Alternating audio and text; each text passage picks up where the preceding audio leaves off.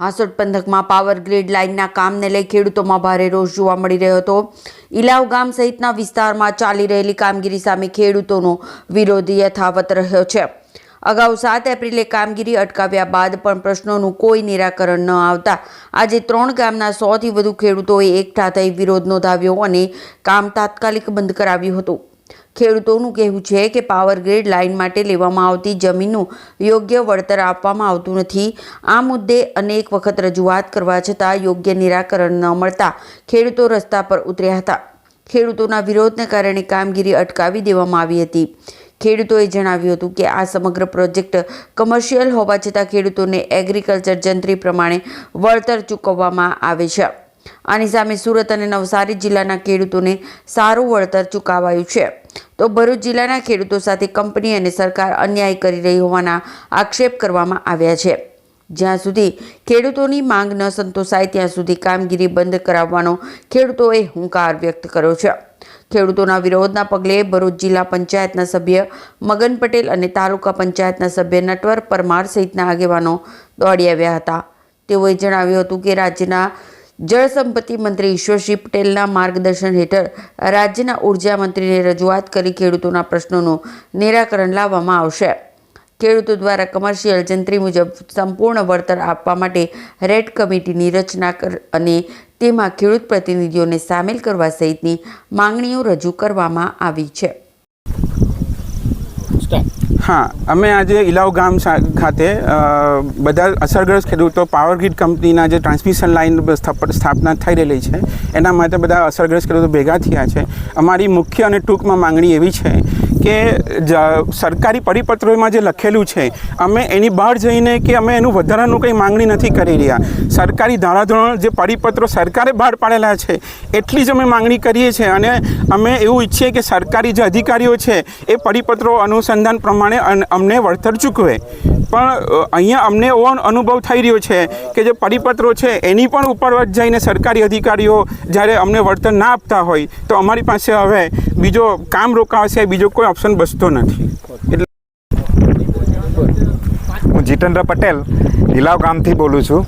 અમારી અહીંયા જે વાડે ઘડીએ છે અમે અહીંયા ભેગા થઈએ છીએ, અમે એકદમ શાંતિપૂર્વક આ કાર્ય કરીએ છીએ। અમે અમારી જે માંગ જે કરેલી છે, જે હમણાં તમને આ બેનરમાં દેખાય છે 14 કિલોમીટરના રેન્જના ગામડાઓમાં જ્યાં વાણિજ્ય જંત્રી ઊંચી હોય તેને ધ્યાનમાં લેવા, એના એ સબ્જેક્ટ માટે અહીંયા ભેગા થયા છે। 1 મહિના પહેલાં પણ અમે આગળ રજૂઆત કરેલી હતી, તેમ છતાં બી કોઈ એનું નિરાકરણ નથી આવ્યું। પરંતુ આગળ કલેક્ટર અને મામલતદાર કચેરીમાં બી અમે આ મિટિંગો કરી છે, તેના માટે જે કમિટી બનાવવાની તેના માટે બી એ લોકો તૈયાર નથી ને એ લોકો કામ ચાલુ કરીને મતલબ કે ખેડૂતોને પૂછતા બી નથી અને કોઈ પણ કાર્ય એ લોકોની મરજીથી જ કરે છે।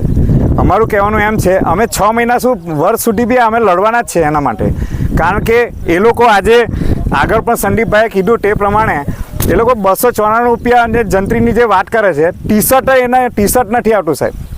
એના માટે અમે લડીએ છીએ કે અમને સારું વળતર મળે અને એના માટે અને ખૂબ જ આ કામ અમે ખૂબ જ શાંતિપૂર્વક કરીશું। પાવર ગ્રીડ લાઇનને લઈને ખેડૂતો સતત 2 વખતથી વિરોધ નોંધાવી રહ્યા છે। આ અંગે તમને શું રજૂઆત મળી છે અને આગળની શું કાર્યવાહી કરવામાં આવશે? આજે હું આ પાવર ગ્રીડ જે લાઇન જઈ રહી છે અને ખેડૂતો એનાથી અસરગ્રસ્ત છે, એ અસરગ્રસ્ત ખેડૂતોની રજૂઆતને ધ્યાનમાં લઈને હું અહીં આગળ સ્થળ ઉપર આજે આવ્યો છું અને ખેડૂતોની જે વાત છે એ મેં સાંભળી છે અને ખેડૂતોના જે પ્રશ્ન લઈને ચાલતા મિત્રો આ સરકારની જે નીતિ છે એ નીતિ વિષયક જે એમની પાસે પરિપત્રો છે, આધાર પુરાવા છે, એને પણ મેં વાત સાંભળી।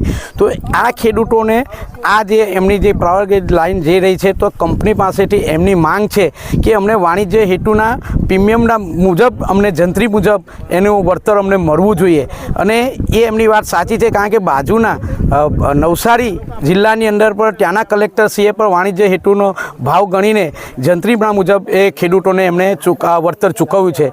તો આ ખેડૂતોની જે માંગ છે એ માંગ જોતાં અમે અત્યારે સ્થળ પરથી જ આ જ વિસ્તારના લોકલાડીલા ધારાસભ્ય અને ગુજરાત સરકારના પાણી પુરવઠા મંત્રી શ્રી ઈશ્વરસિંહ પટેલ સાથે વાત કરતાં એમણે મને કહ્યું છે કે મેં ઉર્જા પ્રધાન ઋષિકેશ પટેલ સાથે પણ આ બાબતે ચર્ચા કરી છે અને એમને જે વાણિજ્ય હેતુસર જે કંઈ જંત્રી મુજબના ભાવો મળવા જોઈએ એના માટેની રજૂઆત કરી છે અને આવનાર દિવસોમાં એ મુજબ જ રજૂઆત કરી કલેક્ટરશ્રીને કે ઉર્જા પ્રધાનને કે મુખ્યમંત્રીશ્રી સુધી રજૂઆત કરવાની એમણે ખાતરી આપી છે અને આ ખેડૂતોને પણ બાજુના જિલ્લાની જેમ નવસારી જિલ્લાની જેમ જ એમને જંત્રી વાણિજ્ય હેતુસરની જંત્રીના ભાવ મળે એવા હું પ્રયત્ન કરીશ, એમણે પણ ખાતરી અને બાંહેધરી આપી છે. તો આવનાર દિવસોની અંદર અમે બધા લોકો માન્ય મંત્રી શ્રી ઈશ્વરસિંહ પટેલ સાહેબને અમે રજૂઆત કરવાના છે અને ગુજરાત સરકારની અંદર પણ રજૂઆત કરવાની, તો એમની સાથે અમારું પ્રતિનિધિત્વ આ ખેડૂતોનું પ્રતિનિધિત્વ સાથે રહી અમે એ રજૂઆત કરવા માટે જઈશું. અને મને ચોક્કસ વિશ્વાસ છે કે જ્યારે આપણા જ વિસ્તારના લોકલાડીના મંત્રીશ્રી મંત્રીમંડળમાં હોય અને આ વિસ્તારના ખેડૂતોની સાથે